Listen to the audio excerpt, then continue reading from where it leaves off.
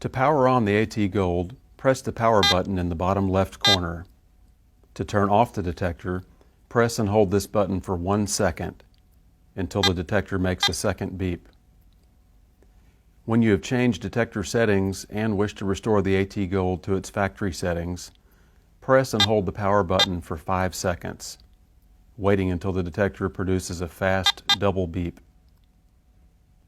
All metal items encountered by the AT Gold are referred to as targets. Garrett's exclusive Target ID technology provides 2 indicator scales to help identify targets. The lower scale is the AT Gold's discrimination pattern setting. These dark segments on the lower scale indicate what targets your detector will sound on. And when it sounds, a single segment will appear on this upper scale to show what you have found. The Target ID legend just above will then help you to identify the target. Ferrous or iron targets will indicate on the left side. Non-ferrous targets that are thin or that have low conductivity will indicate in the middle. Thick or high conductivity targets, such as thick silver, will indicate toward the right. There are 20 upper scale graphic segments for Target ID.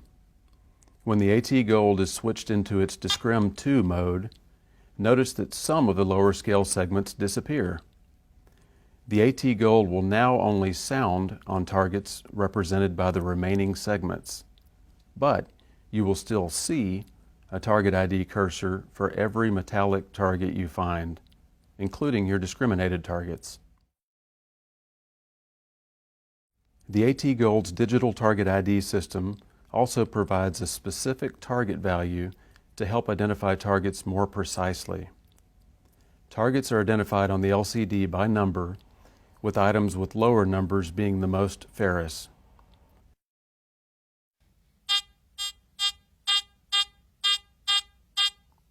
The most conductive targets, such as thick silver, register toward the high end of the scale.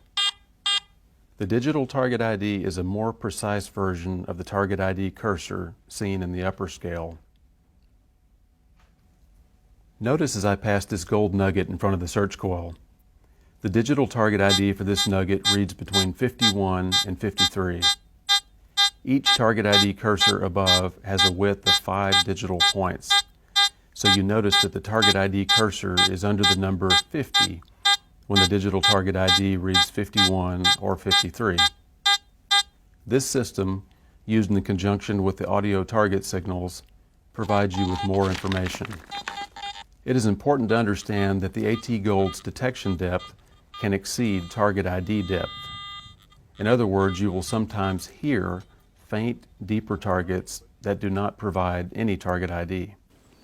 Target values can vary based upon the orientation of the target in the ground, the amount of ground mineralization, and other factors. It is important to practice in the field to learn how these factors affect Target ID. This depth scale will indicate how deeply you'll have to dig to recover any coin-sized target that you find.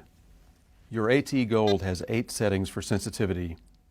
Use higher sensitivity settings for very small or very deep targets. Use lower sensitivity levels in locations where the detector is behaving erratically. Several factors can cause your detector to appear to behave erratically. Outside electrical interference, highly mineralized soil, excessive metallic trash, or the presence of other metal detectors.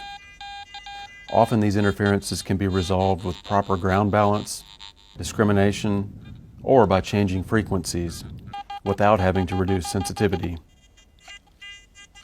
The AT Gold is capable of operating at 4 slightly different frequencies in order to minimize the interference from electrical sources, such as power lines, or from other metal detectors.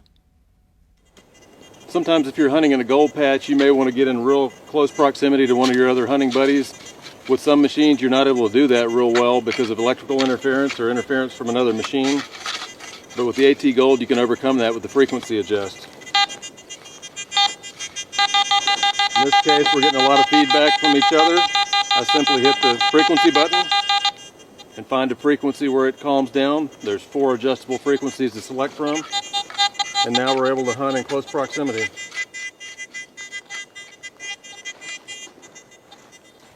It's important to be properly ground balanced when you're metal detecting, especially when you're prospecting. A lot of this ground has a lot of high mineralization in it. So as I get into this area, I want to be sure that I'm properly ground balanced. First, I'm going to do so automatically. I'm simply going to push the ground balance button and hold it while I bob the coil up and down an inch or two above the ground and listen to the response.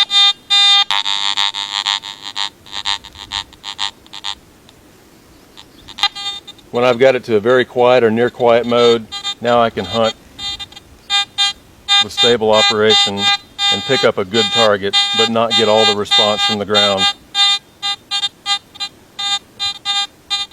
The AT Gold can also be manually ground balanced, and if you want to go with that option, you simply press the ground balance button and release it until you see the ground balance sign come up on the LCD, and then use the plus or minus buttons here as you're bouncing it up and down to run it up until I get rid of that sound, and run it back down to where I just start to pick up a little bit of interference and then just lose it. And if I'm happy with that setting, I can click the button again and I'm ready to start hunting.